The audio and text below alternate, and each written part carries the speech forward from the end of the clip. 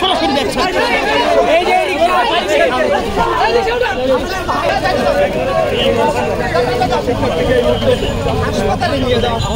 এবং পানি gas grenade এগুলো মানে মিনিমাম কোনো সময় দেওয়া না। আমরা শান্তিপূর্ণ একজন মানুষের গায়ে টিয়ার শেল লাগার পরেও তার উপরে এসে আবার লাঠিচার্জ করা হয়েছে। এমন অমানসিক ব্যাপার আর কোনো জায়গায় ঘটতে পারে না। তাদেরকে লাঠিচার্জ করা হয় এবং টিয়ার শেল নিক্ষেপ করা হয়।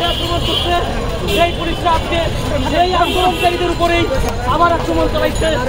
আপনারা তো জানেন যে এইখানে আদিবাসীদের উপরে গতকাল যে সন্ত্রাসী সংগঠনের যে হামলা, সেই হামলার প্রতিবাদে এবং সকল জাতিসত্তার সাংবিধানিক স্বীকৃতি প্রদানের যে দাবিতে, সেই দাবিতে আজকে আমরা স্বরাষ্ট্র মন্ত্রণালয়ের অভিমুখে গিয়েছিলাম। কারণ গতকালকে যে হামলা হয়েছে, সেই হামলার পরিবর্তে আমরা কিন্তু সরকারের কোনো ধরনের কোনো কনসার্ন দেখতে পাই নাই। তারা প্রেস মিডিয়াতেও কোনো ধরনের কোনো বার্তা কিন্তু দেয়নি। আমরা দায়সারাভাবে দেখলাম দুজনকে গ্রেফতার করা হয়েছে। গতকালকে শিক্ষার্থীদের উপর কোনো এখনকার যে অভ্যুত্থান ছিল, এখানে সকল জাতি, সকল ধর্ম, সকল ভাষা, সকল সংস্কৃতির মানুষ বসবাস করে। কিন্তু আমরা দেখতে পেলাম যে একটা শব্দযুক্ত পাঠ্যপুস্তকে প্রচার আকারে হয়েছিল, সেটাকে বাতিল করেছে একটা সন্ত্রাসী সংগঠন। হ্যাঁ, সেই সন্ত্রাসী সংগঠনের বাতিলের দাবিতে তারা বাতিল করে। আচ্ছা, গতকাল কিন্তু আপনাদের উপর যখন হামলা করা হয় তখন কিন্তু আইন শৃঙ্খলা বাহিনী কোনো রকম অ্যাকশন নেয়নি। আজকে কেন আপনাদের উপর অ্যাকশন আমাদের উপর অ্যাকশন?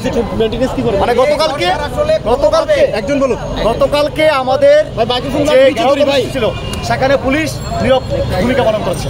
কিন্তু আজকে বিনা উস্কানিতেই পুলিশ আমাদের উপর লাঠিপেটা করেছে। হ্যাঁ, সাউন্ড গ্রেনেড মেরেছেন এবং আমাদের 4-5 জন আহত হয়েছেন। এবং একজন পথচারীকেও আমরা দেখেছি পুলিশ কীভাবে পিছিয়ে পা ভেঙে দিয়েছে। তার বিচারের দাবি জানাচ্ছি। এবং সেই সাথে এই আমাদের অন্তর্বর্তীকালীন যে স্বরাষ্ট্র উপদেষ্টা, তার ব্যর্থতার দায় নিয়ে তাকে পদত্যাগ করার দাবি জানাচ্ছি। আপনাদের কয়জন আহত হয়েছে ভাই? আপনাদের কয়জন আহত হয়েছে?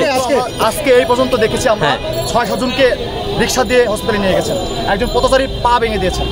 পরবর্তীতে আপনার কর্মসূচি কি থাকবে? আমরা দেখছি গুরুতর আহত হয়েছে, অনেক নারী শিক্ষার্থীরা আহত হয়েছে। তাদের এখন কি আমরা এখন হসপিটালে যাচ্ছি, দেখবো। আপনার পুরো নামটা বলেন। আমি অলিক মেরি। আপনাদের পুরো পরবর্তীতে কর্মসূচি কি থাকবে? পরবর্তী কর্মসূচি আমরা আলোচনার মাধ্যমে জানাবো।